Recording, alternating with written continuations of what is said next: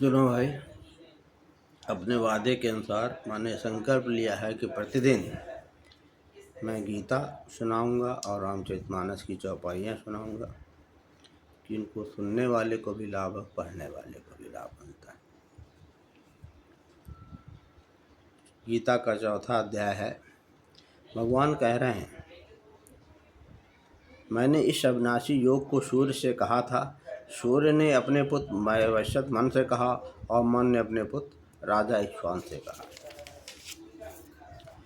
हे परंतप अर्जुन, इस प्रकार परंपरा से प्राप्त हुए इस योग को राजर्षियों ने जाना, किंतु उसके बाद यह योग बहुत काल से इस पृथ्वी लोक में लुप्त प्राय गायब हो गया।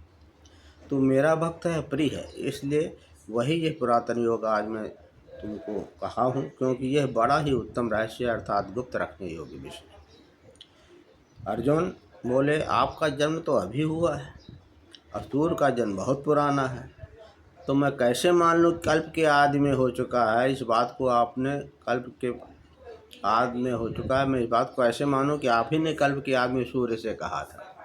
तब भगवान कहते हैं, अर्जुन, मेरे और तेरे बहुत जन्म हो चुके हैं, उन सबको तू नहीं जानता, क्योंकि मैं जानता, क्योंकि तू अल्पज्ञ है और मैं सर्वज्ञ।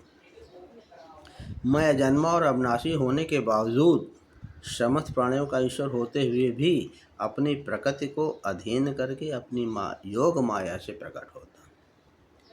हे महाराज, जब जब अर्जुन की हानि, धर्म की हानि और अधर्म की वृद्धि होती, तब तब ही मैं अपने रूप को रचता हूँ, अर्थात साकार रूप से लोगों के सामने प्रकट होता हूँ।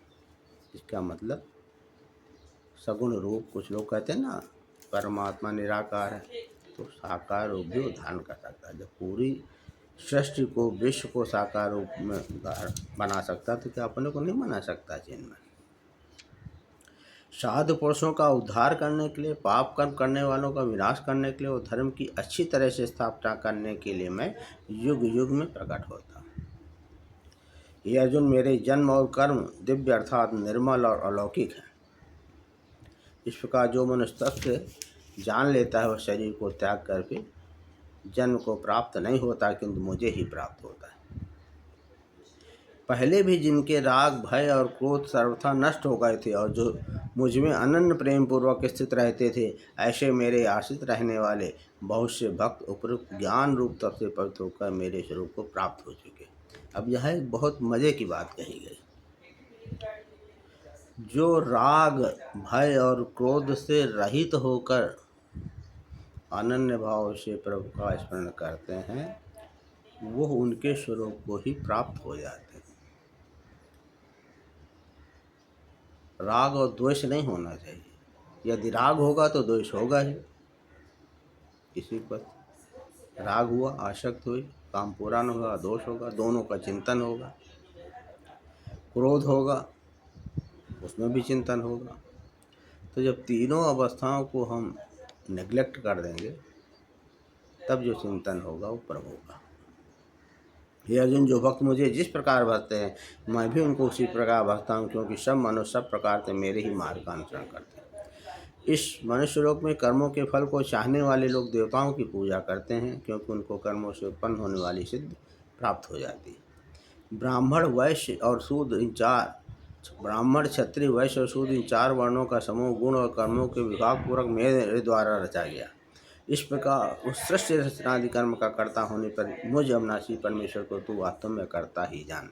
अब देखिए, यहाँ बहुत बड़ी बात कही। भगवान ने जाति के अनुसार समाज की रचना नहीं की है, सृष्टि की गुण कर्म के अनुसार। चातुर्वर्णम मया सृष्टम गुण कर्म विभागता। गुण कर्मों के अनुसार विभाग का घोषण किया चारों का, जाति कर्म विभाग से नहीं किया कि मौर्य, यादव, पंडित, अग्निहोत्री।